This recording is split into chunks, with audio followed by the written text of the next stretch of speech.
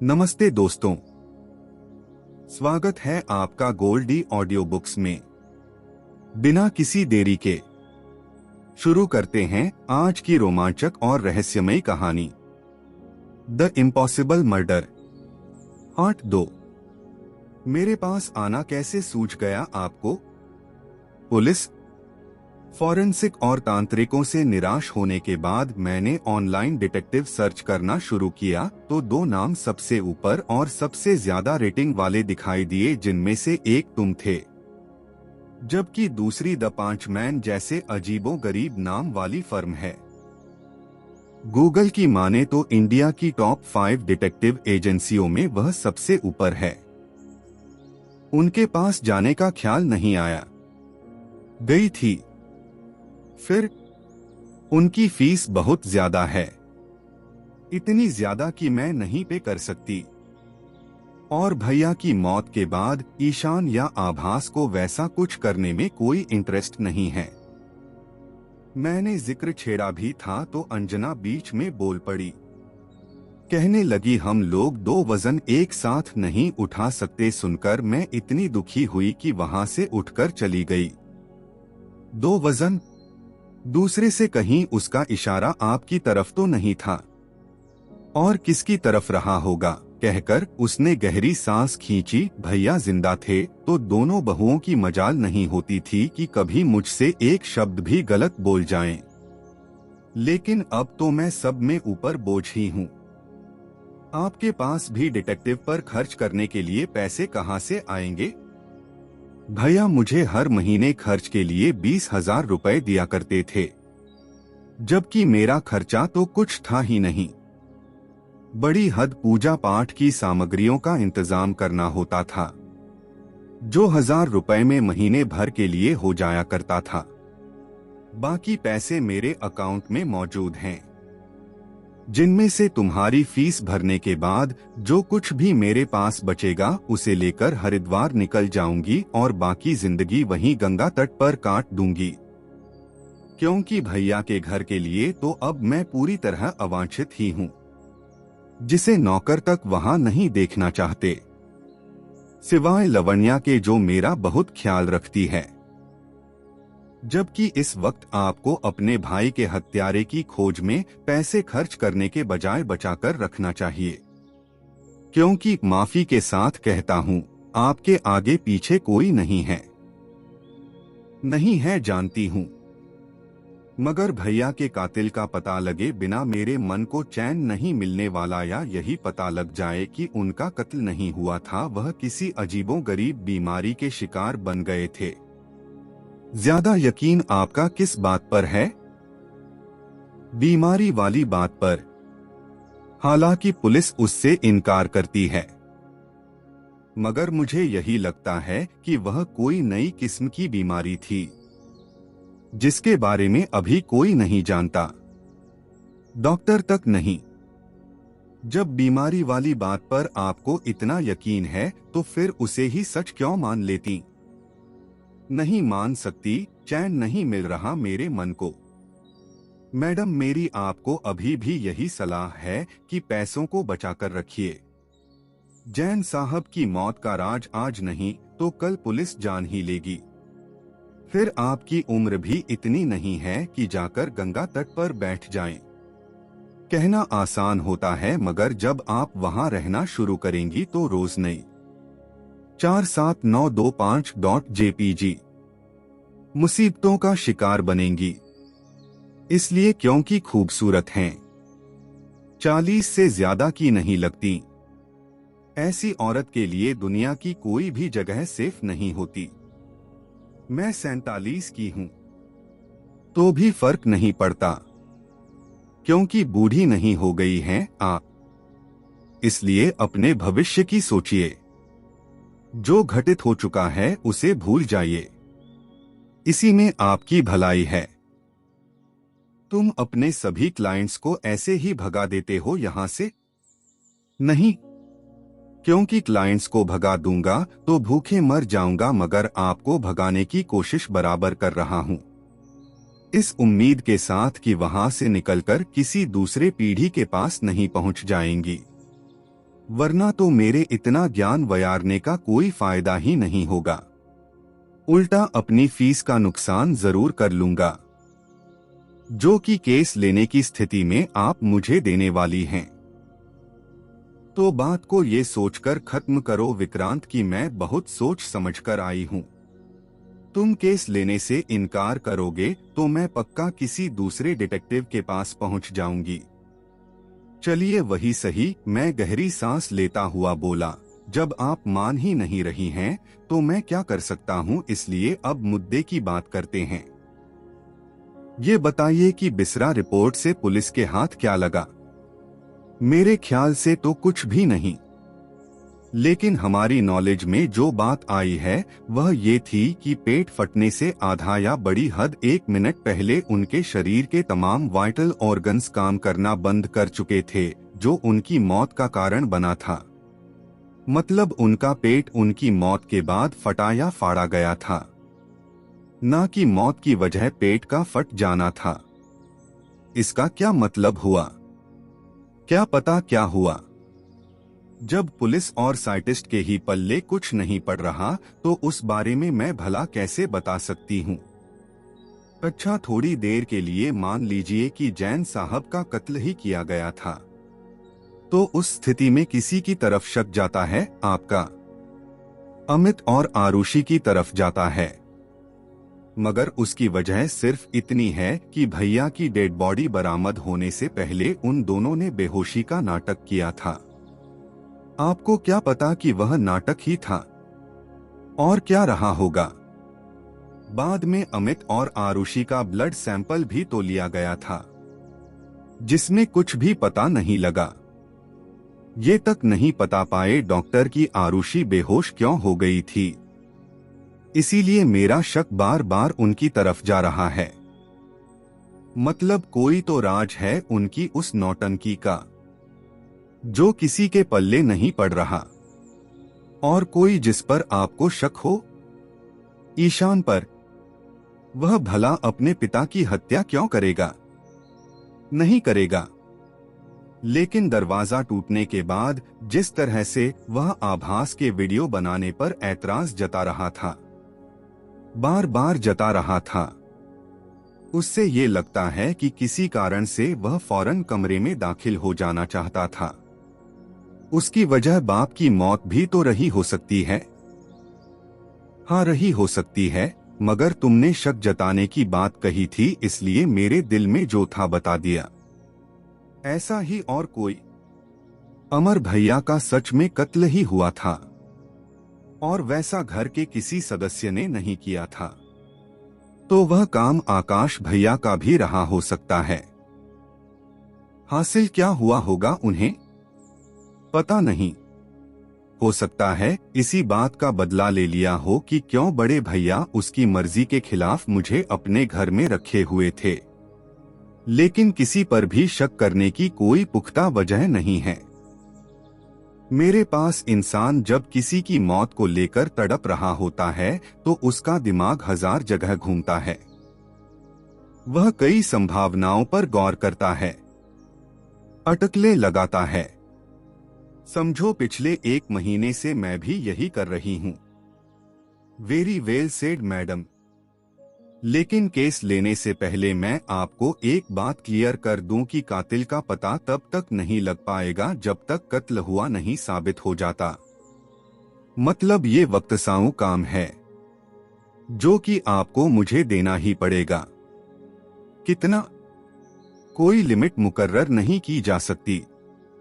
अरे जीवन भर थोड़े ही एक केस को लिए बैठे रहोगे तुम? नहीं, ऐसा कैसे हो सकता है? तो वक्त का अंदाजा बताओ, महीना, 6 महीना या उससे ज्यादा? नहीं, इतना लंबा नहीं। केस में कुछ करने लायक होगा तो 15 दिन या बड़ी हद महीना मान लीजिए। नहीं तो मैं हाथ खड़े कर दूंगा। मुझे मंजूर है, कहकर उसने पूछा, अब बताओ कितनी फीस लोगे इस काम की? जवाब, मेरे बैंक अकाउंट में पड़े पैसों का अंदाजा लगाकर मत देना, मेरी स्थिति को ध्यान में रखकर देना। सावित्री ने जैसे मेरी चोरी पकड़ ली थी। मैं सच में उस वक्त यही सोच रहा था कि 20,000 रुपए के हिसाब से 5 सालों में उसने कितने बचाए हो सकते हैं। कुल जमा रकम 12 लाख बनती थी, जिसमें से मैं आय को भूल भी जाता तो 6 लाख तो यकीनन इस वक्त उस औरत के पास होंगे।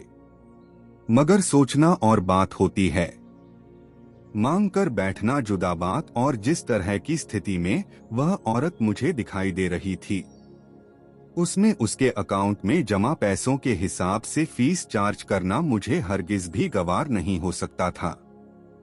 बोलो भाई, क्या सोच रहे हो? 2 लाख कहकर मैं बोला, जो एक प्रोफेशन आदमी को हरगिज भी नहीं बोलना चाहिए। मगर मुंह से निकली बात और भय की लातें वापस नहीं लौटाई जा सकती थी। 2 लाख अगर आप दे पाए, वरना जो भी रकम आपको उचित लगे, क्योंकि आपका केस लेने से मैं इनकार नहीं कर सकता। फीस मुझे मंजूर है, लेकिन एक शर्त है मेरी। कैसी शर्त? 1 लाख एडवांस देती हूँ और बाकी के 1 लाख तब दूंगी जब तुम हत्यारे को खोज निकालोगे या किसी तरह ये साबित कर दिखाओगे कि भैया की मौत किसी षड्यंत्र का नतीजा नहीं थी, वरना बाकी के 1 लाख चार्ज नहीं करोगे। ये भी कि हाथ खड़ा करने की सूरत में एडवांस की रकम भी मुझे वापस लौटा दोगे। अब मेहरबानी करके कहो कि तुम्हें मंजूर है।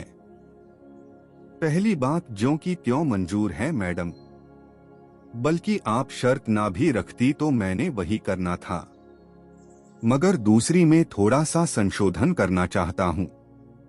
क्या?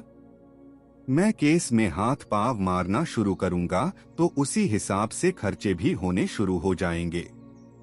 इसलिए हाथ खड़े करने की सूरत में आपको बस 80 लाख वापस मिलेंगे। हालांकि ऐसी नौबत आज तक तो कभी नहीं आई जब किसी केस में मैंने हार मान ली हो। मुझे कबूल है कहकर उसने 1 लाख का चेक काटकर मुझे थमाया और उठती हुई बोली, मेरा नंबर नोट कर लो, कोई खास बात हो तो फोन करना। बताइए। जवाब में उसने अपना नंबर नोट कराया और कमरे से बाहर निकल गई। भूपेंद्र जैन, कैसे मरे भाई आप? एडवांस मुझे हासिल हो चुका था, जिसे वापस लौटाने का मेरा कोई इरादा नहीं था, इसलिए बुरे के घर तक पहुंचकर दिखाना जरूरी था। हालांकि एक केस पर मैं पहले से काम कर रहा था, मगर उसका तिया पावा मैंने आज शाम तक हर हाल में कर दिखाना था। इसलिए मुझे सावित्री को हाँ कहने में कोई हिचक महसूस नहीं हुई थी, क्योंकि आज न सही कल से तो मैं उसके भाई की मौत का पता लगाने में जुट ही जाने वाला था। फिर किसी तरह मैं उसकी मौत को कत्ल साबित करने में कामयाब हो जाता तो आगे कातिल तक पहुंचते देर नहीं लगने वाली थी। इस बात का मुझे पूरा पूरा यकीन था।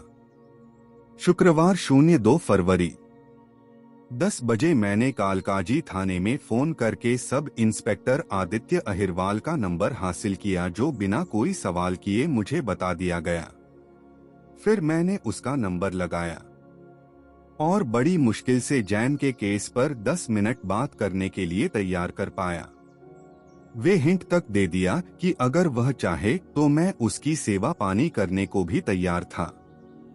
सेवा पानी जिसमें अहिरवाल ने बस इतनी रुचि दिखाई कि मुलाकात के लिए तुगलकाबाद के खाना खजाना रेस्टोरेंट को चुना, जो उसका पसंदीदा रहा हो या न रहा हो, मेरा फेवरेट था, क्योंकि रेट कॉर्ड और स्वाद दोनों का कॉम्बिनेशन उस स्तर के दूसरे रेस्टोरेंट के मुकाबले बढ़िया था। मैं ठीक 12 बजे वहां पहुंच गया, जहां बस 5 मिनट उसका इंतजार करना पड़ा। एंड 6ठे मिनट में वह भीतर दाखिल हुआ और मुझे कॉल लंबा ही रहा था कि उसे पुलिस की वर्दी में देखकर मैंने अपना दायां हाथ ऊपर उठा दिया। वह करीब पहुंचा। मोखते विक्रांत मोखते, उसने जानना चाहा। मैं ही हूं भैया। Thank you. पहले लंच ऑर्डर करते हैं कहकर मैंने एक वेटर को इशारे से अपने करीब बुलाया। फिर अहिरवाल से पूछकर 2 सब्जी, 1 दाल और 4 बटर नॉन के साथ सलाद ऑर्डर कर दिया। मैं तुम्हें जानता हूँ, वह बोला। ये तो बहुत अच्छी बात है। कैसे? एक बार मिला था, बहुत पहले, तब तुम इंस्पेक्टर गरिमा देशपांडे की कस्टडी में थे। मैं हड़बड़ाया। कत्ल का इल्जाम था तुम पर, बच कैसे गए? अरे क्या बोल रहे हो भाई, मेरी याददाश्त बहुत अच्छी है। जो डाउट, लेकिन कोई गलतफहमी बराबर हो रही है। तुमने मुझे उनके साथ देखकर गिरफ्तार हुआ मान लिया होगा। वह हंसा। मैं सच कह रहा हूं भाई, जबकि मैं अभी अभी बताकर हटा हूं कि मेरी याददाश्त बहुत अच्छी है।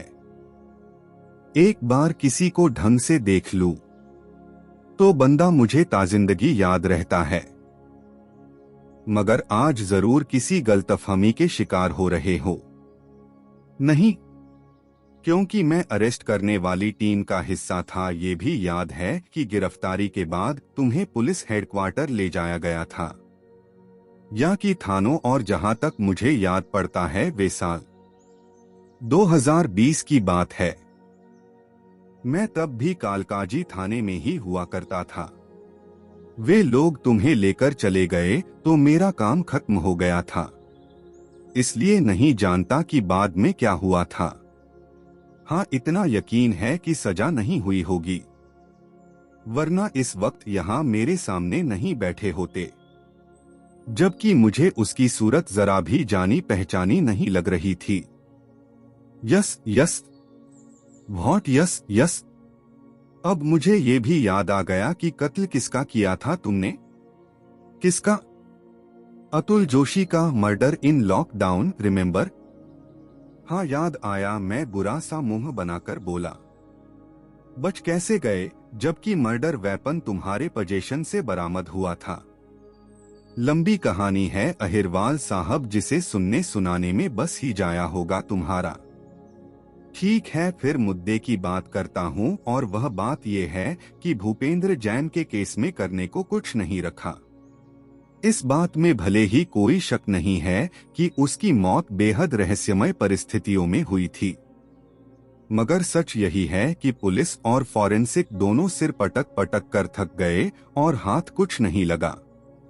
हम ये नहीं जान पाए कि उसका पेट फटा तो कैसे फटा, कैसे उसके वाइटल ऑर्गन्स टुकड़े टुकड़े होकर बिसर गया, जबकि पोस्टमार्टम और बिसराए परीक्षण दोनों कराए जा चुके हैं। कमाल है। मैंने तो सुना था जो बात पोस्टमार्टम में सामने नहीं आती वह बिसरा रिपोर्ट में आकर रहती है। सही सुना है, मगर जैन के केस में वह बात सरासर झूठी साबित हुई। लाश को एक नजर देखकर लगता था जैसे उसे बारूद से उड़ा दिया गया हो, मगर वैसा नहीं किया गया था। किसी इंसान ने भी उसकी हत्या नहीं की हो सकती, क्योंकि कातिल कत्ल करके निकट जाता ना कि उसके वाइटल ऑर्गन्स को छोटे छोटे टुकड़ों में बदलने के लिए वहां बैठा जाता, वह भी तब जब कत्ल सुबह के वक्त किया गया था। मतलब जितनी देर में लाश की दुर्गति वह कर पाता, उतनी देर में परिवार के लोग जाग चुके होते। नौकर तो यकीनन। फिर इतना बड़ा रिस्क वह क्यों लेता?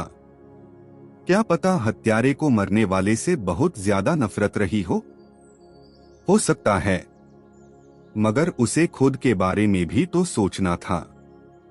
कैसे वह दिन निकलने के बाद तक मकतूल के बेडरूम में बैठा उसकी लाश की दुर्गति करता रह सकता था? अगर कत्ल नहीं किया गया था तो और क्या वजह रही हो सकती है उसकी मौत की? मैं नहीं जानता। उसकी बहन कहती है कि वह किसी ऐसी बीमारी का शिकार बना हो सकता है जिसके बारे में अभी किसी को नहीं पता। बकवास। बीमारी का पता ना भी हो तो कैसे मुमकिन है कि उसके असर को भी फॉरेंसिक वाले भांपने में नाकाम रह जाएं? कम से कम इतना तो बता ही सकते थे कि उसका पेट फलों की वजह से टुकड़े टुकड़े हो गया था। कोई और संभावना जहां है? हम एक बार को अचानक पैदा हुए किसी मेडिकल कॉम्प्लिकेशन पर विचार कर सकते हैं, मगर उससे भी कुछ हासिल होता नहीं दिखता। अब बारी आती है खान पान की। तो न्यू ईयर ईव पर मरने वाले ने जो कुछ भी खाया था, बाकी लोगों ने भी वही खाया था। फिर खाने पीने से कोई उस स्थिति में हरगिज भी नहीं पहुंच सकता जिस स्थिति में लाश पड़ी मिली थी। कोई तस्वीर होगी तुम्हारे पास? है? अगर तुम्हारा कलेजा मजबूत हो तो बेशक देख लो, वरना खाया पिया सब यहीं उलट दोगे। डोंट वरी, मेरा पेट एकदम खाली है। सुनकर वह पहले तो हंसा, फिर जेब से अपना मोबाइल निकाला और एक तस्वीर ओपन करके मेरे सामने टेबल पर रख दिया। मैंने देखा, मगर मांस के टुकड़ों के अलावा देखने लायक उस तस्वीर में था ही क्या। और भी तस्वीरें हैं, देख सकते हो। सुनकर मैंने स्क्रीन को स्वाइप करके एक के बाद एक कई तस्वीरें देख डाली। तत्पश्चात मोबाइल उसे वापस लौटाता हुआ बोला, चाय के फ्लास्क जैसे 2 आइटम दिखाई दिए थे एक तस्वीर में। उनका कमरे में क्या रोल था? मेरा मतलब है 2 क्यों? फ्लास्क ही थे, और इकलौती वही 2 चीजें उस कमरे में मौजूद थीं जो मन में शक पैदा करती हैं कि जैन का कत्ल ही हुआ था, चाहे जैसे भी किया गया हो। ऐसा क्या खास है उनमें? खास बात छोटे वाले फ्लास्क में है, क्योंकि उसे उस घर में कोई नहीं पहचानता था। नौकरों तक ने साफ इनकार कर दिया, वे कहकर कि उसे साहब के कमरे में पहले कभी नहीं देखा था। और दूसरा, उसमें मरने वाले के लिए पानी रखा जाता था। गर्म पानी नहीं, फ्रिज से निकला चिल्ड वाटर। सर्दी के मौसम में? है न अजीब बात, वह हर मौसम में बर्फीला पानी ही पिया करता था, जैसे कोई सनक सवार थी उस पर। जबकि दोनों बेटों का कहना है कि डॉक्टर कई बार उसे उतना ठंडा पानी पीने से मना कर चुके थे, मगर वह था कि सुनता ही नहीं था। कहीं उस छोटे वाले फ्लास्क में ही तो ऐसा कुछ नहीं रखा था जिसे पीकर उसने खुद अपनी जान दे दी हो। तुम्हारा मतलब है उसने सुसाइड कर लिया था? इसमें हैरानी की बात क्या है? ठीक है, बयान करो ऐसी कोई चीज, जैसे कि तेजाब। वह हंसा, यानी नहीं हो सकता, भूल गए। अभी अभी मैं बताकर हटा हूं कि पोस्टमार्टम के साथ साथ बिसरा परीक्षण भी मुकम्मल हो चुका है। उसने तेजाब पिया होता तो वह बात पोस्टमार्टम रिपोर्ट में ही सामने आ जाती। फिर तेजाब उसके शरीर को गला सकता था, न कि बारूद की तरह उसके पेट में विस्फोट कर देता। और सबसे अहम बात कि वह फ्लास्क कभी इस्तेमाल में नहीं लाया गया था, तो उसका ढक्कन क्यों खुला पड़ा था? क्या पता क्यों खुला था? वैसे होने को ये भी हो सकता है कि मकतूल ने उसे ही सेज कहीं से खरीदा हो, अपने कमरे में खोलकर देखने के बाद ढक्कन बंद करना भूल गया हो। बेड के नीचे एक गिलास भी दिखाई दिया, वो भी निर्दोष साबित हुआ था। या बड़ी हद फॉरेंसिक वाले ये बता पाए कि गिलास इस्तेमाल में था, मगर पानी के अलावा कोई चीज उसमें नहीं उंडेली गई थी। बिसरा रिपोर्ट में कुछ मिला ही नहीं, या काम लायक कुछ नहीं मिला। काम लायक नहीं मिला, उससे बस इतना पता लग पाया कि मौत की वजह उसके शरीर में हुआ विस्फोट नहीं था, बल्कि वह इसलिए मर गया क्योंकि अचानक उसके हार्ट ने काम करना बंद कर दिया था। Cardiac arrest? हाँ, ऐसा कह सकते हो। मगर सवाल ये उठ खड़ा होता है कि अगर वह हार्ट फेल से मरा था, तो बाद में उसकी बॉडी के साथ चीर फाड़ किसने की? और उस काम को किसी सर्जिकल नाइफ या छुरे से नहीं किया गया था, इतने की गारंटी कर सकता हूं मैं। तभी वेटर खाना सर्व कर गया। और कुछ जवाब में उसने ईशान के साथे और सतहज की बेहोशी से रिलेटेड कहानी मुझे सुनाई, जिसके बारे में सावित्री पहले ही बता चुकी थी। फिर प्लेट से सलाद का एक टुकड़ा उठाता हुआ बोला, सच कहूं तो वो बात मुझे खटकी थी, आज भी खटकती है, मगर कोई मतलब समझ में आए तब ना। चलो ये नहीं पता लगा कि वह मरा कैसे, लेकिन क्या इस बात का पता लग पाए कि अगर कत्ल हुआ था तो कातिल कमरे से निकलकर अंदर की तरफ से दरवाजा बंद करने में क्यों कर कामयाब हो गया? नहीं, क्योंकि कमरे में कोई खिड़की रोशनदान नहीं है। आवागमन का एक ही रास्ता है, वो दरवाजा जिसे बाद में तोड़कर खोला गया था। और उस मामले में अगर पूरा का पूरा परिवार ही झूठ नहीं बोल रहा तो सच यही है कि उसे बल प्रयोग करके ही खोला गया था। कहकर उसने पूछा, केस किसने दिया है तुम्हें? ईशान ने। नहीं, उसकी बुआ जो सावित्री अग्रवाल, वही। उसने भी तो कुछ कहा होगा गेट के बारे में। क्या बताया था? क्या? वही जो तुम बता रहे हो, मतलब किसी ने उस बारे में पुलिस से झूठ नहीं बोला था। झूठ की उम्मीद भी नहीं मुझे, क्योंकि झूठ एक दो लोगों से बुलवाया जा सकता है, ना कि दर्जन भर लोगों से, जिनमें कई ऐसे नौकरों का नाम शुमार होता है जो जैन की मौत पर सवालों से कहीं ज्यादा आंसू बहा रहे थे। रसोइया तो छाती पीट पीट कर रो रहा था, ऐसे जैसे बाप ईशान का न मर हो उसका मर गया हो। कुल मिलाकर ये गारंटी है कि दरवाजा भीतर से ही बंद था।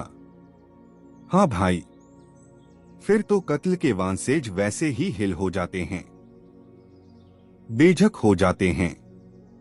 लेकिन अब तुमने केस लिया है तो कुछ हाथ पांव तो मारोगे ही, और नाम इस धंधे में बहुत है तुम्हारा, जो ऐसे ही नहीं बन गया होगा। मतलब जो बात हम नहीं खोज पाए उसे तुम खोज निकालो, तो इतना करना कि चुपके से वो जानकारी मुझे दे देना, ताकि ये पक्का हो जाए। फिर जीवन भर तुम्हें दुआएं दूंगा। मैं हंसा। अभी तो तुम मुझे कातिल बता रहे थे। नहीं, सिर्फ उतना बता रहा था जितना तुम्हें जानता होना साबित करने के लिए बताना जरूरी था, वरना मैं बहुत कुछ जानता हूँ तुम्हारे बारे में। जैसे मुझे पता है कि अतुल जोशी के हत्यारे को तुमने खोज निकाला था, ना कि पुलिस ने। मैंने दैनजी से उसकी तरफ देखा। शुरू में बस मजाक किया था यार। अच्छा मजाक था तो क्या कहते हो? किस बारे में? झाऊ डन इट के बारे में जुबान बंद रखकर मुझे बता दोगे या नहीं? जैसे मुझे पता है, आगे चलकर पता लग सकता है।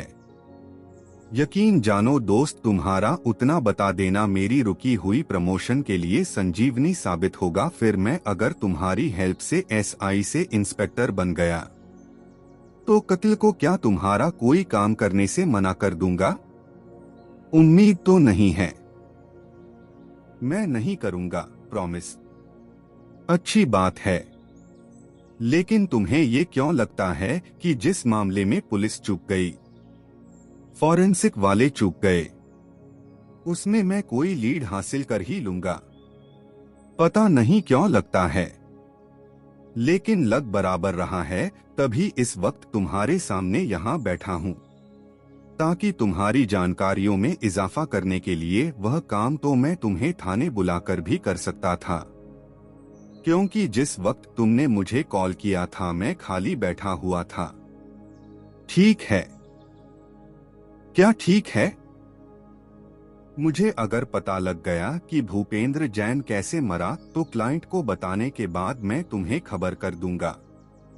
और क्लाइंट को, क्योंकि इस बात से कोई फर्क नहीं पड़ता कि उसके भाई के कत्ल का रहस्य मैंने उजागर किया या पुलिस ने। इसलिए उम्मीद है मैं तुम्हारी खातिर उसे जुबान बंद रखने के लिए मनाने में कामयाब हो जाऊंगा। Thank you. और अब जबकि हम इस मामले में एक दूसरे का हाथ धोने वाले हैं, तो उम्मीद है जरूरत पड़ने पर तुम मेरी हेल्प करने से इनकार नहीं करोगे। मतलब कोई जानकारी चाहिए हो तो उसके लिए मुझे पुलिस का मुंह न तकना पड़ेगा, तुम हासिल करके दोगे, वह भी फौरन। गुड। तो वापस थाने पहुंचकर पोस्टमार्टम और बिसरा रिपोर्ट मुझे भेज देना। फिर आभास द्वारा घटनास्थल की बनाई वीडियो और अपनी खींची तमाम तस्वीरें भी थाने पहुंचते ही सेंड कर दूंगा। और बोलो, और तो वक्त आने पर ही पता लगेगा अहिरवाल साहब। लेकिन जब तुम इतना विश्वास जता ही रहे हो तो मैं पूरी कोशिश करूंगा कि तुम्हारी प्रमोशन होकर रहे। मैं ईश्वर से तुम्हारी कामयाबी की दुआ करूंगा। तत्पश्चात हम इंजमान के साथ लंच खत्म करने में जुट गए। उस काम में 20 मिनट का वक्त लगा। फिर मैंने वेटर को बिल लाने को कह दिया। अपने हिस्से के पैसे मैं दूंगा। शामरुख, जबकि काम मेरा था नहीं, हम दोनों का ही था। बात को यूं समझो कि तुम अभी मेरे लिए अनजान हो। जिसके पैसों से लंच करना मुझे उस जानकारी की कीमत लेने जैसा लगेगा जो अभी अभी तुम्हें देकर हटा हूं। भाई पुलिस में ही हो ना, तुम जानते हो कि हूं। तो फिर ऐसी बात क्यों कह रहे हो जिसे सुनकर एक बच्चा भी हंस पड़े? क्योंकि मैं हूं ही ऐसा। ना होता तो 4 सालों से लटकने वाली प्रमोशन अब तक लटकी नहीं पड़ी होती, कहकर उसने बिल देखा जो कि 900 रुपए का था। फिर 500 का एक नोट टेबल पर रखकर उठता हुआ बोला, फिर मिलेंगे विक्रांत। जवाब में मन ही मन पिचपिचाते हुए मैंने 200 से हाँ में गर्दन हिला दी, क्योंकि उसका वह एटीट्यूड मुझे सरासर अपनी तौहीन महसूस होने लगा था। जो कि वह पैसे वहां रखे बिना चला जाता या पूरा बिल पे कर जाता तो हरगिज भी नहीं लगना था।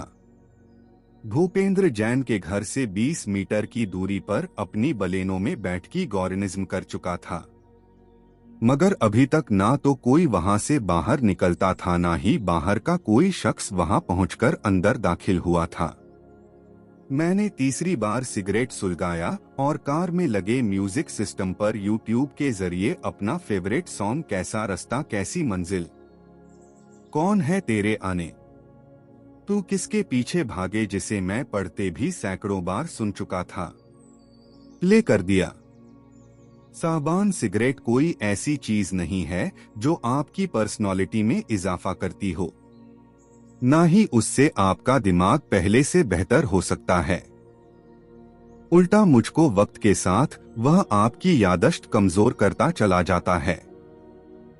सिगरेट का हर कश मौत की तरफ बढ़ाए गए एक कदम जैसा होता है। इसलिए अभी तक अगर आप इस जहर से दूर हैं तो आगे भी दूर ही रहने का प्रयत्न करें। इस बात को ध्यान में रखते हुए कि पहला कश शौकिया होता है, दूसरा आप प्रदर्शन के लिए लगाते हैं और उसके बाद के तमाम कश आपकी जरूरत बन जाते हैं। तब मेरी ही तरह आप भी झेंपे अंदाज में ये कहने को मजबूर हो सकते हैं कि मैं छोड़ना तो चाहता हूं मगर कमबख्त छूटती ही नहीं है। वैसा वक्त आने से पहले ही चेत जाएं। बहरहाल 10 मिनट और गुजर गए। नई सिगरेट भी खत्म हो गई। फिर स्टील के बड़े फाटक में पैदल आवागमन के लिए लगाया सब डोर खुलता दिखाई दिया। मैं सीधा होकर बैठ गया। जींस टॉप और पैरों में स्पोर्ट शूज पहने एक लड़की बाहर निकली। उसके बाएं हाथ में एक बैग था, कानों में ईयरबड्स और दाएं हाथ में मोबाइल पकड़ रखा था। उंगलियों में हरकत भी बराबर नजर आ रही थी, जिससे मैंने अंदाजा लगाया कि वह कोई सॉन्ग चूज कर रही हो सकती थी। उसके कपड़ों और कमउम्र देखकर मुझे अंदाजा लगाते देर नहीं लगी कि वही लवण्या उर्फ लवती थी, घर की सबसे छोटी, सबसे नई और खूबसूरत नौकरानी। मैं उसी के जैसे किसी इंसान के बाहर आने का वेट कर रहा था, इसलिए ये बहुत अच्छी बात रही कि वह लवण्या निकल आई। जो सावित्री की तरफ थी, जिसके कहे मुताबिक उस घर में बस एक लवण्या ही थी जिसे उसका ख्याल था, वरना बाकी के लोग, नौकर भी उससे घृणा करते थे। मैंने पैसेंजर साइड का विंडो ग्लास नीचे खिसकाया और इंतजार करने लगा। फिर जैसे ही लड़की मेरी कार के करीब पहुंची मैंने आवाज दी, लवण्या। वह ठिठक गई। ठिठक कर अजनबी निगाहों से मेरी तरफ देखा, फिर मुझे नजरअंदाज करके आगे बढ़ने ही लगी थी। मैंने दोबारा आवाज तगा दी, लवण्या। इस बार मैं थोड़ा उच्च लहजे में बोला था। वह वापस लौटी। हाथ में थमे मोबाइल को उसने जेब में ठूंसा, फिर विंडो पर हाथ टिकाकर थोड़ा नीचे को झुकती हुई मेरी तरफ देखकर बोली, आप मुझे आवाज लगा रहे थे सर? क्यों तुम्हारा नाम लवण्या नहीं है? है। लाखों और लड़कियों का भी हो सकता है। ऊपर से मैं आपको जानती भी नहीं हूं, कहकर उसने पूछा, या पहले मिल चुके हैं? जहां लेकिन जान पहचान होने में वक्त ही कितना लगता है। वो सामने घर देख रहे हैं आप? भूपेंद्र जैन साहब का, जो अब इस दुनिया में नहीं रहे। हाँ, वही घर। अब आगे बात यह है सर कि मैं वहां नौकरानी हूं। ऐसी नौकरानी जो महज 7 महीनों से वहां काम कर रही है, जबकि आप कार में बैठे हैं और पढ़ावे से दौलतमंद इंसान जान पड़ते हैं। मतलब मेरी और आपकी हैसियत मैच नहीं करती, इसलिए मेस और आपका एक दूसरे को जानना भी कतई जरूरी नहीं है। लिहाजा उसने मेरे कहे का कुछ और ही मतलब निकाल लिया था। एक और वजह है खूबसूरत लड़की, प्रत्यक्षतः मैं बोला, जिसके कारण हमें एक दूसरे को जानने की कोई जरूरत नहीं है। और वह ये है कि तुम्हारी उम्र बहुत कम है, बहुत ज्यादा कमा, और इससे पहले कि तुम मेरी बात का कोई मतलब तलाशने में जुट जाओ, बता दूं कि मैंने तुम्हें कुछ जानकारियां हासिल करने के लिए रोका है, ना कि तुम पर फंदा कसने की कोशिश कर रहा हूं। मैं खूबसूरत हूं? सुनकर मैंने हैरानी से उसकी तरफ देखा। मतलब इतने लंबे चौड़े भाषण में उसे बस एक बात याद रही थी, ये कि मैंने उसे खूबसूरत कहा था। हाँ, वो तो तुम बराबर हो, प्यारी भी।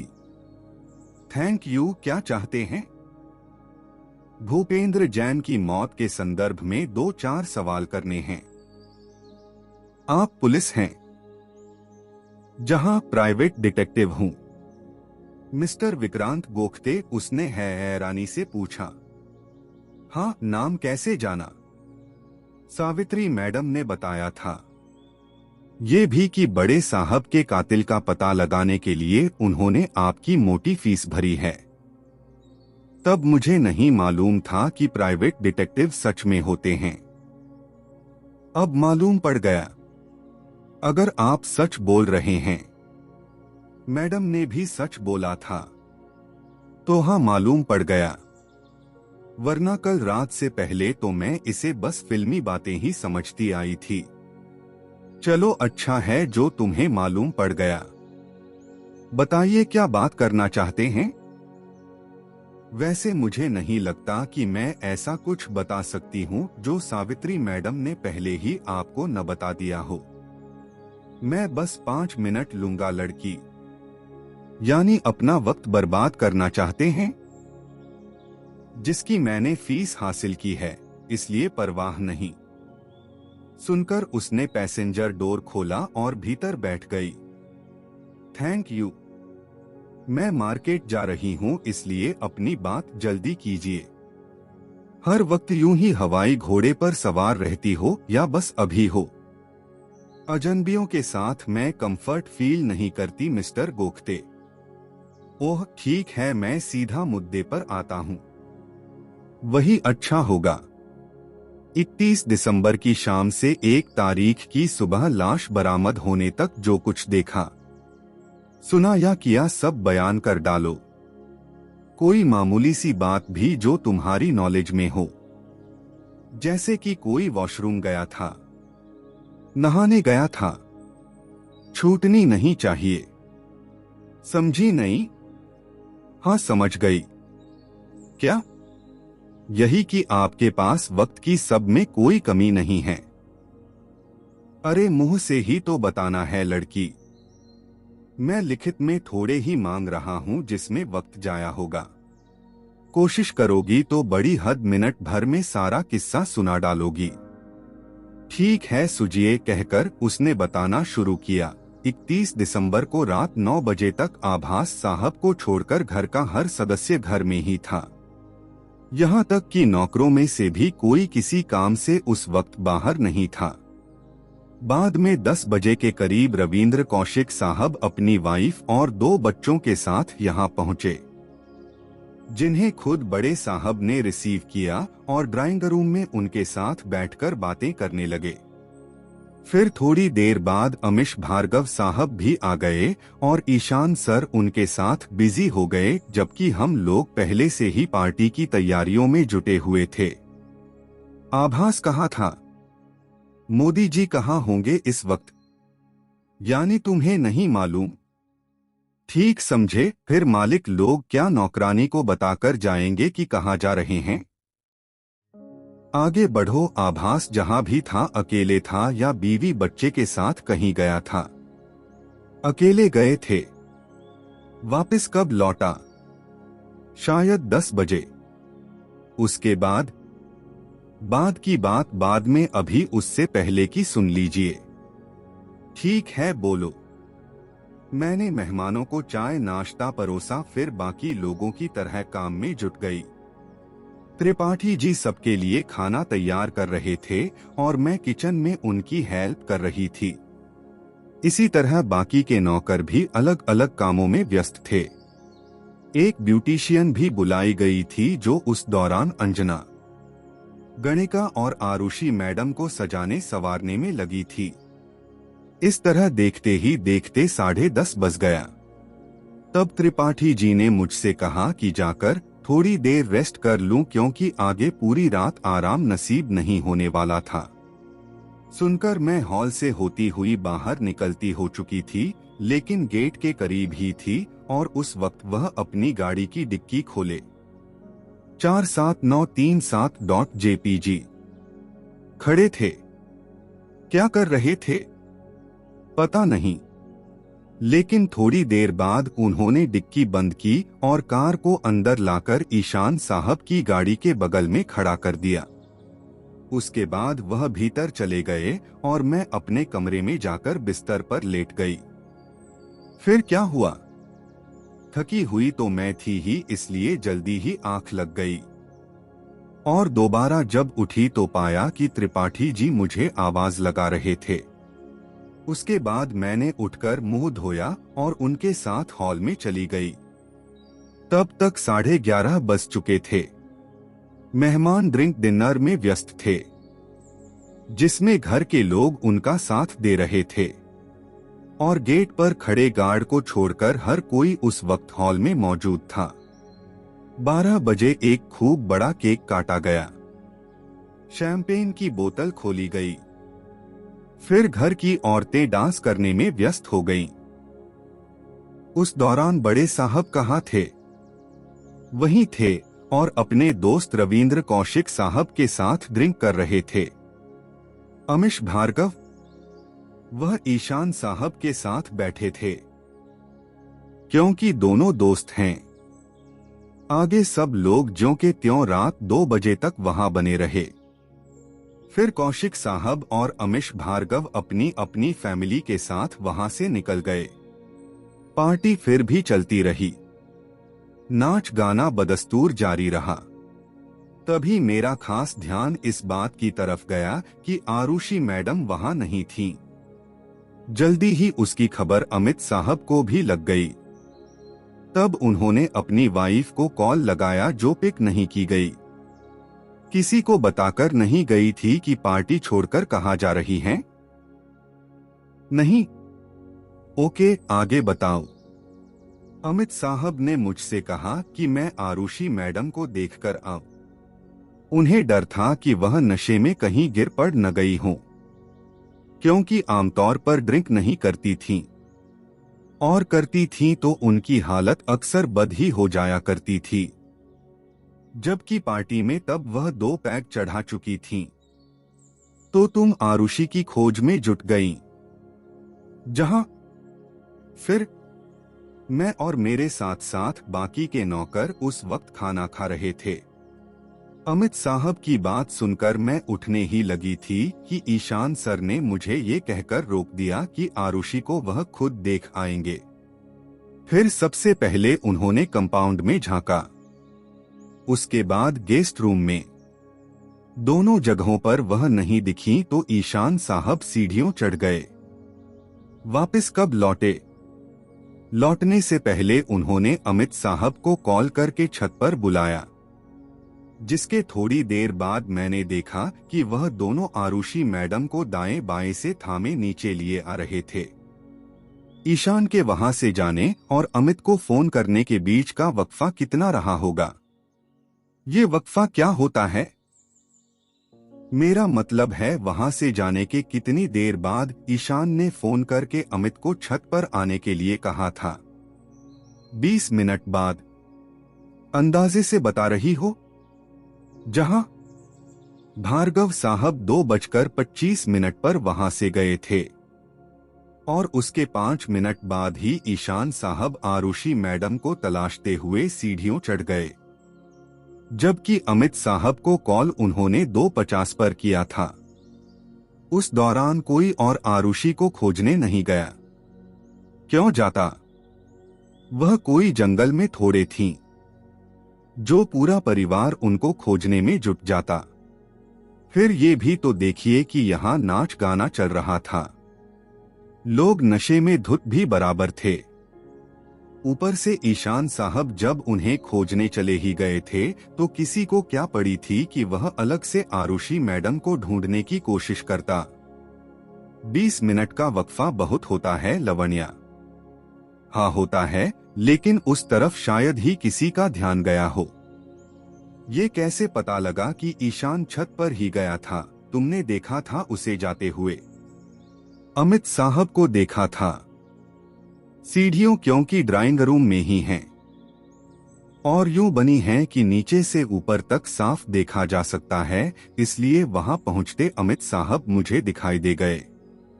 ईशान साहब भी दिखा गए थे, मगर वह सीधा ऊपर नहीं गए।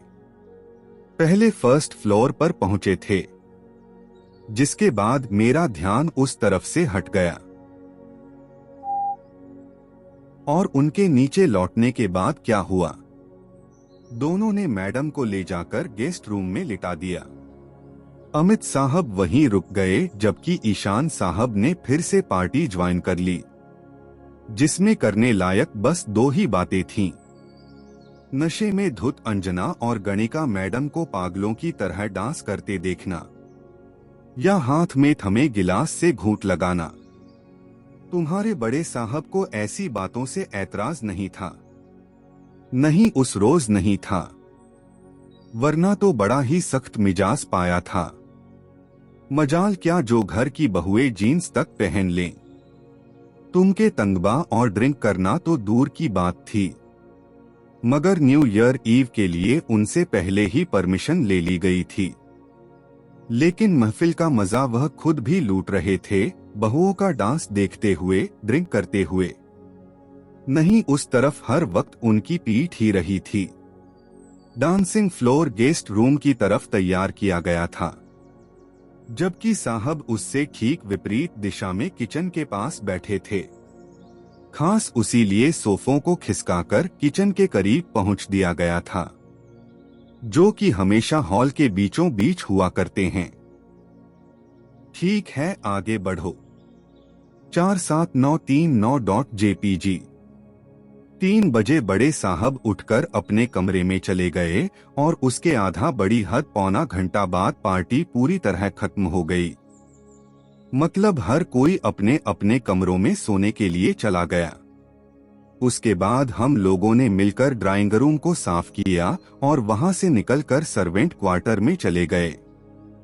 तब तक 4:30 बज चुके थे। फिर तुम सो गई। जहां मेरे साथ एक समस्या ये है कि अगर दिन में ये शाम को घंटा भर भी सो जाऊं तो दोबारा नींद नहीं आती, और आती भी है तो बहुत मुश्किल से आती है। इसलिए मैं बहुत देर तक जगी रही थी। बल्कि उसकी एक वजह और भी थी। क्या? मेरे कमरे में जाने के थोड़ी देर बाद बारिश शुरू हो गई। तब मैंने दरवाजा खोलकर यूं एक नजर बाहर डाली और वापस उसे बंद करने ही जा रही थी कि मुझे वहां कुछ दिखाई दिया। कुछ ऐसा जिसके बारे में मैं बहुत देर तक सोचती रही थी। इसलिए नींद आने में ज्यादा वक्त लग गया। ऐसा क्या देखा था? एक आदमी को जो रेन कोट पहने था। कौन था? पता नहीं। एक तो बारिश, दूसरे रेन कोट उसकी पहचान नहीं होने दे रहा था। ऊपर से सिर पर जो छाता तान रखा था सो अलग। मैं उत्सुक भाव से उसकी मूवमेंट देखने लगी, बल्कि पहचानवाने की कोशिश करने लगी, जो संभव नहीं हो पाया। हाँ, इतना फिर भी समझ में आ गया कि उसने किसी कार का दरवाजा खोलकर भीतर से एक थैला निकाला था। उसके बाद कार लॉक किए जाने के बीच मुझे साफ सुनाई दिया। फिर वह हॉल की तरफ बढ़ा और भीतर दाखिल होकर दिखाई देना बंद हो गया। तब ये सोचकर मैंने अपने कमरे का दरवाजा बंद कर लिया कि वह चाहे जो भी होना उस घर का ही कोई सदस्य होगा। थैला उसने किसकी कार से निकाला था, पक्का नहीं कह सकती। वह यूं खड़ा था कि 2 कारें उसके बाईं तरफ थीं तो 2 दाईं तरफ। फिर थैला निकालने के लिए वह झुका तो दिखाई देना बंद हो गया। एक तो दूरी ज्यादा, ऊपर से बारिश, और रोशनी तो कंपाउंड की बंद ही थी। इसलिए मैं नहीं बता सकती कि वह कौन था और किसकी गाड़ी से उसने वह थैला निकाला था। यदि बता दूं कि वह दोनों गाड़ियां किसकी थीं, मैं वह भी नहीं जानती, क्योंकि ड्राइंग रूम से निकलते वक्त मेरा ध्यान उधर नहीं गया था। सुबह तो देखा होगा।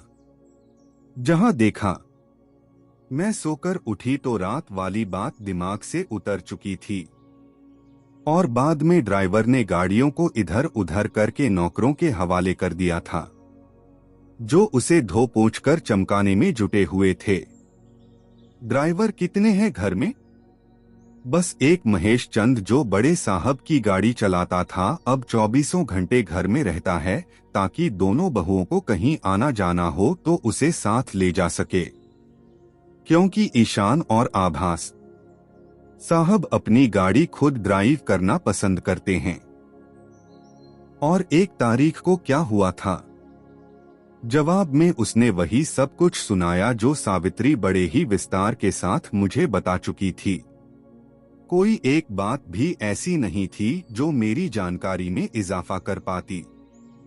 ठीक है, अब जब घटना से पहले के दिनों की बात करते हैं, क्या उस दौरान कोई खास बात नोट की तुमने?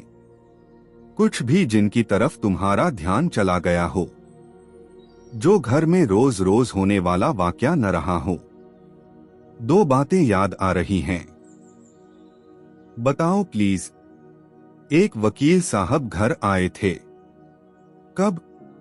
तारीख याद नहीं है, लेकिन साल खत्म होने से 10-15 दिन पहले की बात होगी। नाम क्या था उनका?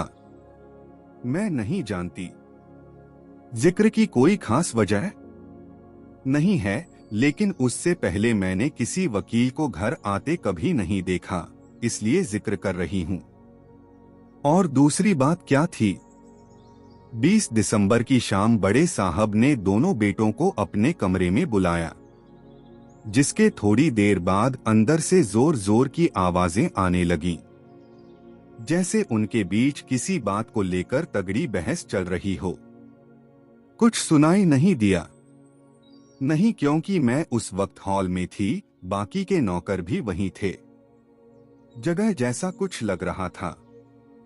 हो सकता था, क्योंकि बाद में जब दोनों भाई वहां से बाहर निकले तो दोनों के ही चेहरों पर गुस्से के भाव थे, बुरी तरह तमतमाए दिखाई दे रहे थे। तभी मैंने आभास साहब को तीखे लहजे में कहते सुना कि ये तो हद ही कर दी पापा। उसके बाद दोनों अपने अपने कमरों की तरफ बढ़ गए थे। वकील साहब उससे पहले आए थे या बाद में? पहले। और कोई खास बात? हाँ, अभी अभी याद आई है। क्या? 30 तारीख को घर के एक नौकर को, जो करीब 2 सालों से काम कर रहा था, बड़े साहब ने निकाल बाहर किया। अगर इसमें कुछ खास नहीं है तो मेरे पास आपको बताने के लिए अब कुछ नहीं बचा है। सब खास ही खास बची। मैं बच्ची नहीं हूं। लगती तो बच्ची ही हो। 22 की हूं तो भी बच्ची ही हुई।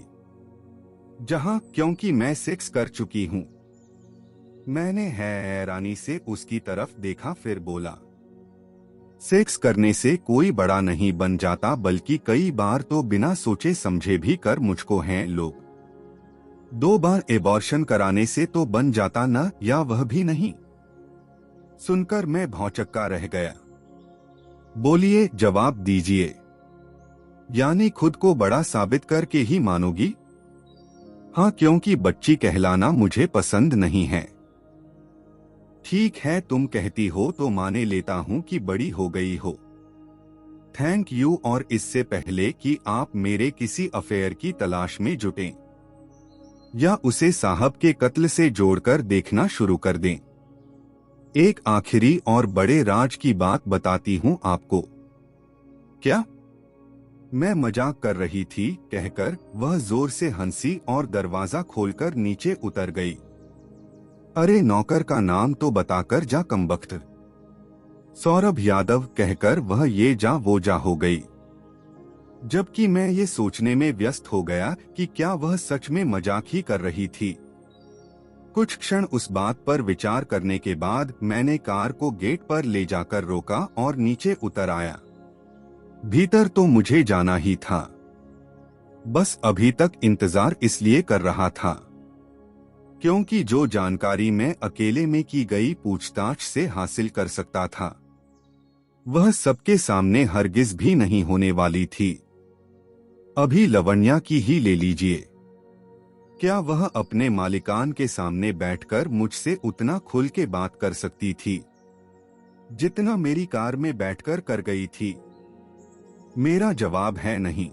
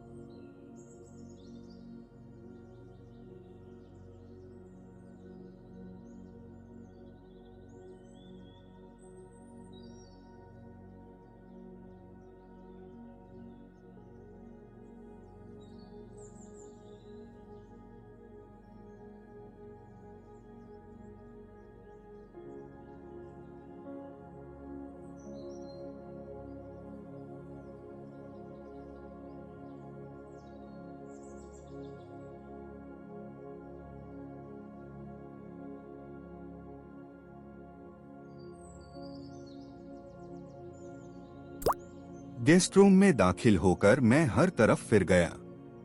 कहीं कोई शक उपजाऊ बात नहीं दिखाई दी, लेकिन बाथरूम को देखकर इतना फिर भी मेरी समझ में आ गया कि मरने वाले का बाथरूम उसके ठीक ऊपर था, और यहाँ भी वैसा ही एग्जॉस्ट फैन लगा था जैसा मैं बड़े जैन के कमरे में देखकर आ रहा था। अंतर बस इतना था कि यहाँ सॉफ्ट के अंदर दाखिल होने के लिए एक छोटा सा दरवाजा भी बना हुआ था। मैं अपने शूट बूट की परवाह किए बिना उस दरवाजे से अंदर दाखिल हो गया और सिर उठाकर ऊपर की तरफ देखा तो वहाँ पाइप्स की भरमार के अलावा और कुछ नहीं दिखा। उनमें से कुछ लोहे के भी थे, जिनके जरिए ऊपर मकबूल के बाथरूम तक पहुंच जाना कोई असंभव बात नहीं थी। मगर वे भी सच था कि उतनी मशक्कत का कोई फायदा किसी को नहीं पहुंचने वाला था। बड़ी हद मैं ये सोच सकता था कि ऊपर एग्जॉस्ट के छेद से कोई जहरीली गैस मरने वाले के कमरे में पहुंचा दी गई हो सकती थी, मगर गैस चाहे कितनी भी जहरीली क्यों न हो वह इंसान की जान ले सकती है, न कि उसके शरीर में विस्फोट कर सकती थी। कम से कम मैंने तो ऐसी किसी गैस के बारे में नहीं ही सुना था जिसे सूंघकर इंसान के चीथड़े उड़ जाते हों। हाँ, इस बात में कोई शक नहीं था कि अगर मरने वाले के बाथरूम तक कोई पहुंच बनाई जा सकती थी तो उसके लिए सबसे आसान रास्ता वह सॉफ्ट ही था। सॉफ्ट से बाहर निकलकर मैं कमरे में पहुंचा करने को वहां और कुछ नहीं था, इसलिए सावित्री के साथ बाहर निकल आया। अंजना अभी भी सीढ़ियों के करीब खड़ी हमें ही घूर रही थी। और कुछ? सावित्री ने पूछा। अब तो बस दोनों पॉलस्क ही दिखा दीजिए। सुनकर उसने मुझे बैठने को कहा और किचन में जाकर पॉलस्क उठा लाई। मैंने उलट पलट कर उनका मुआयना किया, फिर छोटे वाले को ध्यान से देखा तो पाया उसकी बाहरी और अंदरूनी परत में कम से कम 1 इंच की दूरी थी, और वह दूसरे पॉलस्क के मुकाबले, जो कि 1 लीटर का था, कुछ ज्यादा भारी और मजबूत दिखाई दे रहा था, जबकि कैपेसिटी में उससे आधा यानी 500 मिलीलीटर का था। उसके अलावा छोटे पॉलस्क में मैं कोई अन्य खास बात नोट नहीं कर पाया था, थी ही नहीं वैसी कोई बात, वरना फॉरेंसिक या पुलिस को हार का मुंह नहीं देखना पड़ा होता। झाड़े खड़े पांव थक गए होने सावित्री अंजना की तरफ देखकर थोड़ा उच्च स्वर में बोली, आकर बैठ क्यों नहीं जाती? सुनकर उधर बढ़ने की बजाय वह वापस सीढ़ियां चढ़ गई। ड्राइवर अभी यहीं होगा। हाँ, अपने कमरे में बुलाओ। नहीं, रहने दीजिए, मैं वहीं जाकर मिल लेता हूँ। जैसा उसने आवाज लगाई, तत्काल 30 से 35 साल की एक औरत हमारे सामने आ खड़ी हुई, जिसके मामूली कपड़े ही बताए दे रहे थे कि यह नौकरानी है। अलबत्ता शक्लो सूरत बढ़िया थी, बस कद के मामले में मात खा गई थी, जो कि 4.5 फीट से ज्यादा तो हरगिज भी नहीं हो सकता था। जी मैडम, साहब को महेश के कमरे तक छोड़ आओ और उससे कहना कि ये जो भी पूछें उसका सही सही जवाब दो। ठीक है मैडमा, मैं नैना के साथ हो लिया। तुम अपने पति के साथ यहाँ रहती हो ना? जी। नाम क्या है उसका? अमरेश। कब से यहाँ काम कर रहे हो? 30 साल हो गए हैं। और बच्चे वगैरह? नहीं है सर, वह अजीब लहजे में बोली, होते ही नहीं हैं। सॉरी। आप क्यों सॉरी बोल रहे हैं, जबकि सारा कसूर अमरेश का है? ना तो खुद डॉक्टर के पास जाता है, ना मुझे जाने देता है। कहता है जब भगवान की मर्जी होगी औलाद दे देंगे हमें। ये तो गलत बात है तो, लेकिन उसे कौन समझाए? तुम कहो तो मैं एक बार बात कर लेता हूं। अरे नहीं साहब जी। एक बार सौरभ ने भी उसे समझाने की कोशिश की थी, तब अमरीश उसके साथ झगड़ा तक कर बैठा था और बाद में मेरी जो पिटाई की सो अलग। ओह अच्छा, ये बताओ कि सौरभ यादव को काम से क्यों निकाल दिया गया? मैं नहीं जानती साहब। कोई अंदाजा? नहीं पता। मैंने और कुछ नहीं पूछा। महेश के दरवाजे पर पहुंचकर नैना ने जोर से दस्तक दी, जिसके बाद उसने दरवाजा खोला तो उसके चेहरे पर झुंझलाहट के भाव थे। नींद से उठा जो दिया गया था, मगर नैना जे उस बात की कोई परवाह न करते हुए उसे सावित्री का हुक्म सुनाया। फिर मुझे वहीं छोड़कर वापस लौट गई।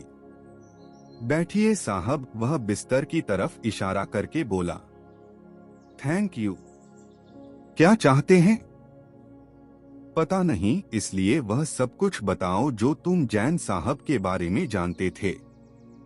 मैं उनकी मौत के बारे में कुछ नहीं जानता सर। जान भी नहीं सकते। जब पुलिस ही पता नहीं लगा पाई तो भला तुम्हें कैसे पता हो सकता है? मेरा सवाल उनकी मौत से पहले की घटनाओं की तरफ है। जैसे किसी के साथ उनका झगड़ा हुआ हो या किसी ऐसे शख्स से मिलने गए हों जहां पहले कभी नहीं गए थे। मतलब कोई नई बात जो उनके रूटीन में शामिल न रही हो। बैंक गए थे? पहले नहीं जाते थे।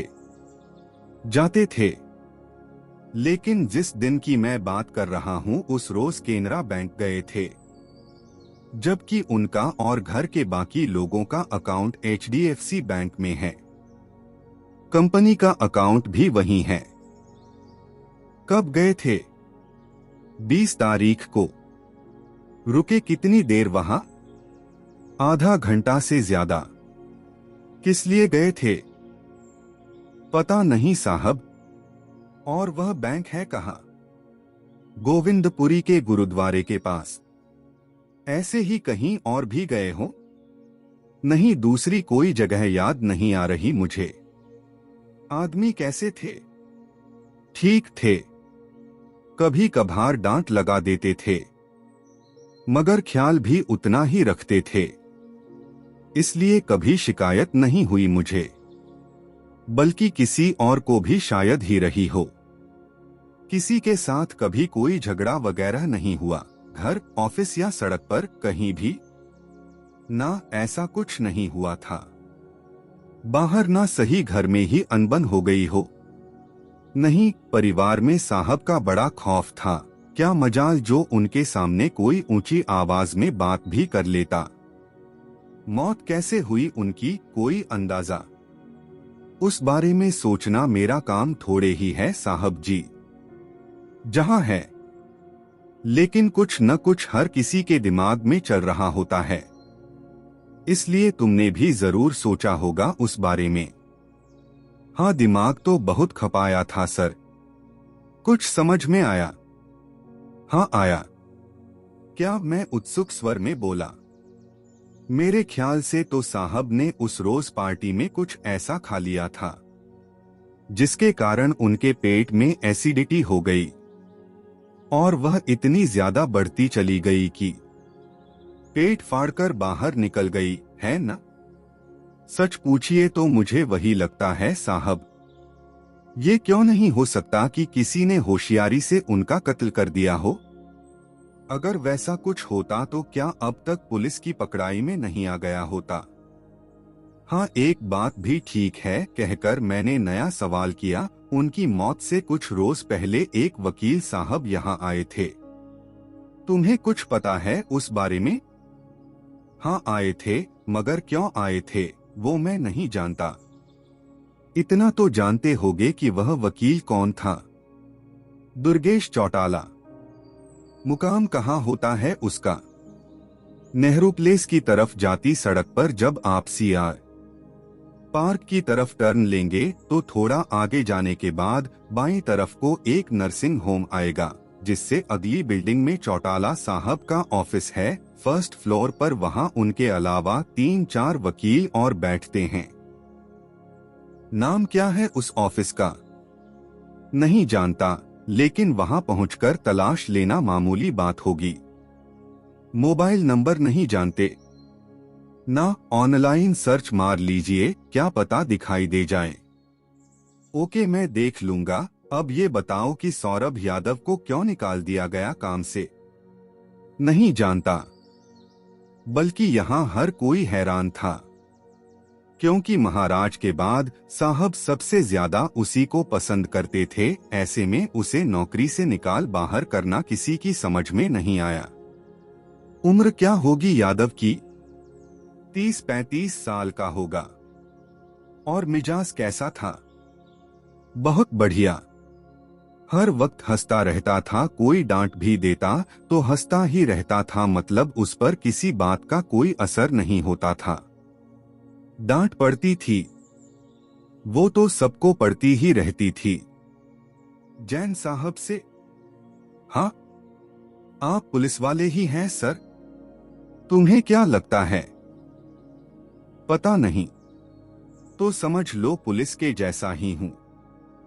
सीबीआई? उसकी आंखें थोड़ी फैल सी गईं। गुड, बहुत समझदार हो तुम।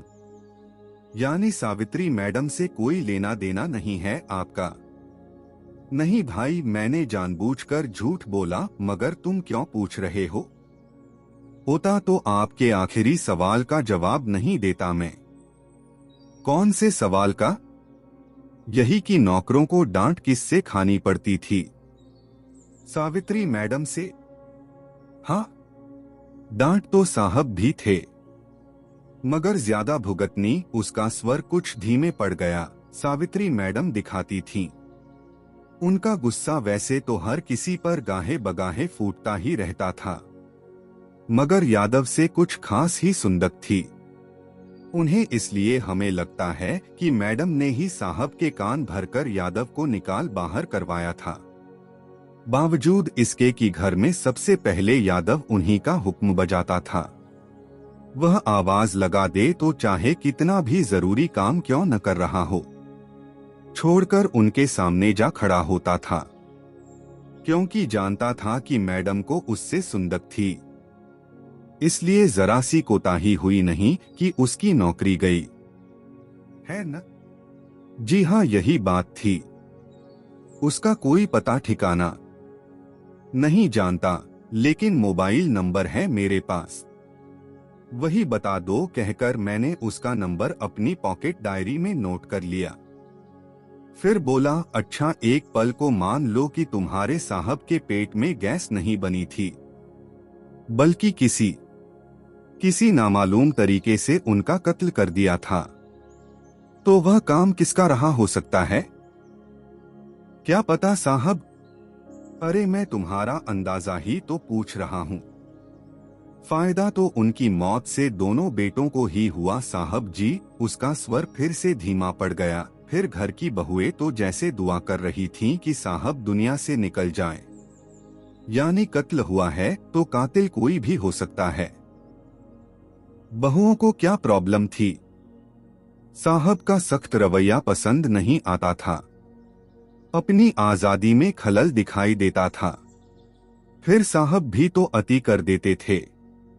घर की बहुएं क्या पहनेंगी और क्या नहीं पहनेंगी, इसका फैसला वह खुद किया करते थे, या कि उन दोनों के पति। ऐसे में गुस्सा तो किसी को भी आ सकता है। और अभी का हाल देख लीजिए, साहब को दुनिया से निकले महीना ही बीता है और दोनों जीन्स की पैंट चढ़ाए घूम रही हैं, जबकि साहब के जीते जी वैसा करने की किसी की मजाल नहीं हो सकती थी। यानी सही मायने में देखा जाए तो उन्हें पसंद करने वाला घर में कोई नहीं था। सावित्री मैडम और नौकरों को भूल जाएं सर, तो सच यही है। भले ही कोई कबूल करे या न करे, और सावित्री मैडम का भी बड़े साहब के साथ स्वार्थ जुड़ा हुआ था, इसलिए भाई के साथ बनाकर रखना उनकी मजबूरी थी। वरना वह हर वक्त इतनी चिड़चिड़ी रहती हैं कि हालात ठीक होते तो किसी का लिहाज नहीं करती, बल्कि दोनों बहुओं और नौकरों का तब भी नहीं करती थीं। अभी उनका रवैया कैसा है? शेरनी दुम दबाकर बैठ गई है सर। वह थोड़ा हंसकर बोला, एक बड़े साहब ही तो थे जिनके दम पर वह फूला करती थीं। अब भला उनकी कौन सुनेगा। फिर भी ज्यादा चबर चबर करेंगी तो दोनों बहुएं ही बाहर का रास्ता दिखा देंगी। ईशान और आभास को एतराज नहीं होगा, आखिर बुआ हैं उनकी। मेरे ख्याल से तो नहीं ही होगा सर, क्योंकि जिस दिन साहब की मौत हुई उसी दिन से सावित्री मैडम के प्रति सबका व्यवहार बदल गया था, जो लगातार बदलता जा रहा है। मतलब आज नहीं तो कल उन्हें घर से निकाल बाहर किया जाएगा, है ना? मुझे तो यही लगता है सर। बाकी ईशान साहब या आभास साहब के मन में क्या चल रहा है ये तो वही जाने। अच्छा ये बताओ कि क्या तुम्हें जैन साहब की किसी वसीयत की खबर है? अरे नहीं सर, मैं ठहरा मामूली ड्राइवर। अगर वह वसीयत करते भी तो क्या मुझे सामने बैठा कर करते? बात तो एकदम सही है तुम्हारी। अब एक आखिरी सवाल का जवाब दे दो, फिर मैं निकलता हूँ यहाँ से। पूछिए। 31 तारीख की रात घर की चारों गाड़ियां किस क्रम में खड़ी थीं? मैं समझा नहीं सर। समझ लो आज 31 की ही रात है और अभी हम इस कमरे के दरवाजे पर खड़े होकर बाहर देख रहे हैं। तो सबसे पहले कौन सी गाड़ी दिखाई देगी? ओह अब समझा मैं। गुड, जवाब भी दे डालो। सबसे पहले टवेरा खड़ी थी, जो घर के लोगों के इस्तेमाल के लिए है। उसके बाद आभास साहब की गाड़ी खड़ी खड़ी थी, फिर ईशान साहब की और चौथी गाड़ी बड़े साहब की ऑडी थी। ठीक है भाई, थैंक यू कहकर मैं उठा और गेट की तरफ बढ़ चला। सावित्री अग्रवाल के मुंह से पूरी कहानी सुनने के बाद से ही मुझे बार बार मकतूल की किसी वसीयत का ख्याल आ रहा था, और अभी जबकि मुझे पता था कि उसका वकील कौन था, तो उससे ना मिलने का तो सवाल ही नहीं उठता था। मगर गाड़ी आगे बढ़ाने से पहले मैंने आदित्य अहिरवाल को कॉल लगाया ताकि ये कंफर्म हो जाए कि पुलिस इन्वेस्टिगेशन में मकतूल की किसी बिल का जिक्र सामने आया था या नहीं। कॉल तुरंत अटेंड कर ली गई। भेज दिया भाई, वह बोला। क्या भेज दिया? वह तमाम चीजें जो तुमने भेजने के लिए कही थीं। Thank you. अभी मैंने ये जानने के लिए फोन किया है कि जांच के दौरान तुम्हें मरने वाले की किसी वसीयत की खबर लगी थी या नहीं। खबर बराबर लगी थी, मगर बरामद नहीं हुई। खबर भी कैसे लगी? उसके वकील दुर्गेश चौटाला के जरिए, जो घटना से कुछ दिनों पहले वसीयत का फाइनल ड्राफ्ट बड़े जैन को देकर गया था, मगर वह ना तो हमें उसके कमरे से मिली, ना ही वकील के पास उसकी कोई कॉपी मौजूद थी।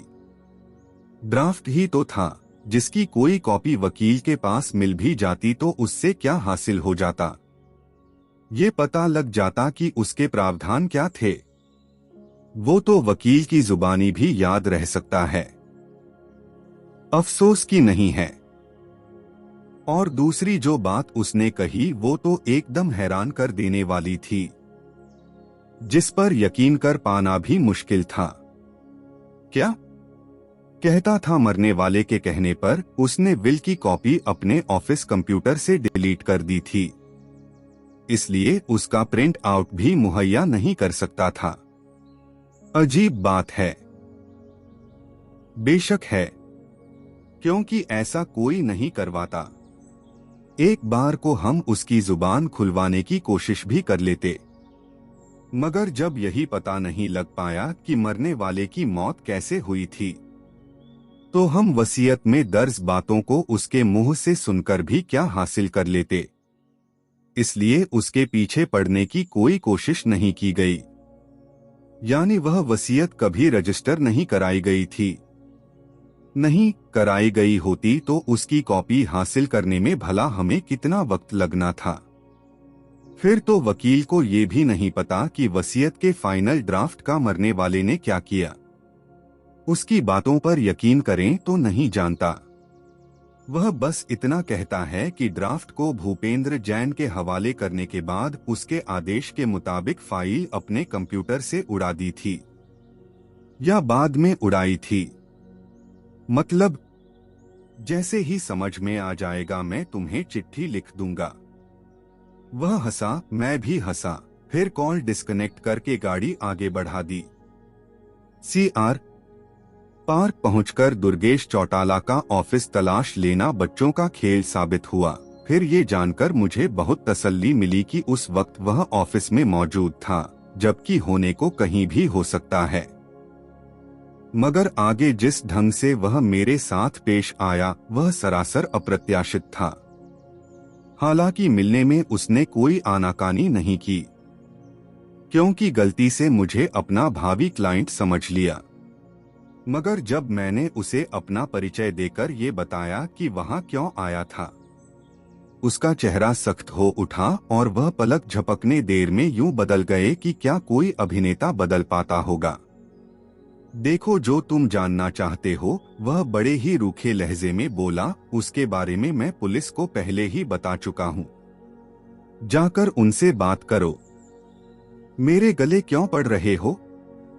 गले पड़ रहा हूँ, मैंने हैरानी से उसकी तरफ देखा। सर, अभी तो बस मैंने अपनी बात आपके सामने रखी भर था। मत रखो, मेरे पास बहुत काम है। मेरी समझ में नहीं आ रहा सर कि जो बात आप पहले ही पुलिस को बता चुके हैं उसे फिर से दोहराने में एतराज क्यों है आपको? है तो है, मेरा ऑफिस, मेरी मर्जी। आप एक मामूली सी बात पर हुज्जत कर रहे हैं। हुज्जत वाली बात पर हुज्जत ही किया जाता है। तुम्हें पता भी है मेरे टाइम की कीमत क्या है, जिसे तुम बेवजह के सवाल पूछकर जाया कर रहे हो? हाँ पता है सर कि कोई कीमत नहीं है, क्योंकि आप एकदम खाली बैठे हुए हैं, वरना जितनी देर आप तर्क करने में लगा रहे हैं उतनी देर में असल बात बता भी चुके होते। मुझे नहीं बताना, समझ तो मैं अपनी क्लाइंट की निजी बातें शेयर करने के लिए मजबूर नहीं हूँ। क्लाइंट मर चुका है, उसके बेटे जिंदा हैं, जिनके साथ आगे भी मुझे धंधा करना है। ओह, अब समझा। क्या समझे? यही कि आपने बेटों के कहने पर अपने कंप्यूटर से वह फाइल डिलीट कर दी, ना कि मरने वाले ने कोई निर्देश दिए थे आपको। वैसे भी मुझे नहीं लगता कि जैन साहब को फाइल डिलीट करने में कोई इंटरेस्ट रहा हो सकता है। आखिर कल को विल रजिस्टर कराने की जिम्मेदारी भी तो आपको ही सौंपते, फिर उसे डिलीट कराने का क्या फायदा था? क्या बकवास कर रहे हो? विल में कोई करेक्शन निकल सकता था, जिसके बाद आपको पूरी फाइल फिर से टाइप करवानी पड़ती, जिसमें फिर करेक्शन आ जाता। मतलब वह काम मृतक ने तो आपको करने के लिए नहीं कहा हो सका। तुम जा सकते हो। और अब मैं यकीन के साथ कह सकता हूं कि दोनों बेटों ने ही उस वसीयत को कहीं गायब कर दिया है, जिसके बाद आपके कंप्यूटर से उसे डिलीट करना जरूरी हो उठा। वरना वसीयत ना सही, उसके प्रावधानों की खबर पुलिस को लगकर रहनी थी। अरे, जो संपत्ति है ही उनकी, उसे पाने के लिए दोनों को वसीयत गायब करने की क्या जरूरत थी? पूरी की पूरी उनकी नहीं रही होगी। मरने वाले ने उस वसीयत में जरूर अपनी बहन का भी जिक्र कर दिया होगा, जिसके कारण उसका वजूद खत्म करना जरूरी हो उठा। इसलिए क्योंकि वे लोग अपनी बुआ को फूटी कौड़ी भी नहीं देना चाहते थे। तो फिर ये क्या मानने वाली बात है कि जो शख्स 5 सालों से अपनी बहन को घर में रखे था, उसने वसीयत में उसका कोई जिक्र ही न किया हो? दफा हो जाओ वहां से, वह फूंककासा सा बोला। मैं तो ही जाऊंगा सर, लेकिन आप तैयार रहिएगा पुलिस को जवाब देने के लिए। वकील होने के नाते कोई कानूनी रियायत नहीं हासिल हो जाती, जो इतने बड़े उलटफेर के बाद भी आप बच निकलेंगे। सुनकर उसका पहले से तमतमाया हुआ चेहरा और ज्यादा तमतमा उठा। Get out. जा रहा हूं। क्यों अपना भी? पी बढ़ा रहे हैं आप, कहकर मैं उठा और जानबूझकर महज उसे तपाने के उद्देश्य से ठाके लगाकर निकला वहां से, जैसे कोई गहरे राज की बात पता लग गई हो मुझे। नीचे पहुंचकर मैं अपनी कार में सवार हुआ और वहां से निकल गया। आगे बढ़ने का फिलहाल कोई रास्ता नजर नहीं आ रहा था, इसलिए मैंने सीधा अपने फ्लैट का रुख किया। वैसे भी शाम घिर आई थी और वातावरण में मौजूद ठंड कंपकंपाए दे रही थी। फ्लैट में पहुंचकर मैंने अहिरवाल की भेजी तमाम फाइलों को लैपटॉप में ट्रांसफर किया, फिर अपना सारा ध्यान उसका मुआयना करने में लगा दिया। पोस्टमार्टम रिपोर्ट के मुताबिक उसकी मौत सुबह 4 से 6 बजे के बीच हुई थी और मौत के कारण को अनजान बताया गया था, जबकि बिसरा रिपोर्ट में उसका थोड़ा खुलासा करते हुए इस बात का स्पष्ट जिक्र किया गया था कि भूपेंद्र जैन की मौत दिल की धड़कन रुकने के कारण हुई थी और ये भी कि उसके वाइटल ऑर्गन टुकड़े टुकड़े होने से पहले ही निष्क्रिय हो चुके थे, जो कि बेहद हैरानी की बात थी, क्योंकि अगर वह पहले ही मर चुका था तो कातिल को, अगर वाकई ये हत्या का मामला था, उसकी आंतड़ियों के टुकड़े करने से कोई लाभ नहीं होने वाला था। फिर टुकड़े भी यूं जैसे उसने सब्जी काटी हो, छोटे छोटे मगर नफासत नहीं उनमें। जैसा कि अहिरवाल मुझे पहले ही बता चुका था कि उसके लिए किसी सर्जिकल नाइफ या छुरे का इस्तेमाल नहीं किया गया था, बस ये भी नहीं उड़ाया गया था। फिर वह मरा तो आखिर मरा कैसे? कैसे मरे तुम भूपेंद्र जैन साहब? सोचते हुए मैंने एक एक करके पुलिस द्वारा खींची गई तमाम तस्वीरों का मुआयना कर डाला, जिसमें अगर कोई खास बात थी तो बस इतनी की पानी से बने जो निशान मैंने मरने वाले के कमरे में फर्श पर देखे थे, तस्वीरों में वह ज्यादा क्लियर नजर आ रहे थे।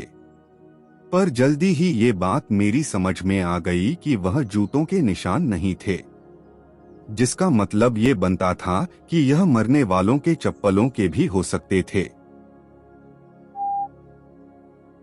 दोस्तों, आज के लिए बस इतना ही। जुड़े रहिए गोल्डी ऑडियो बुक्स के साथ। मिलते हैं अगले भाग में। नमस्कार।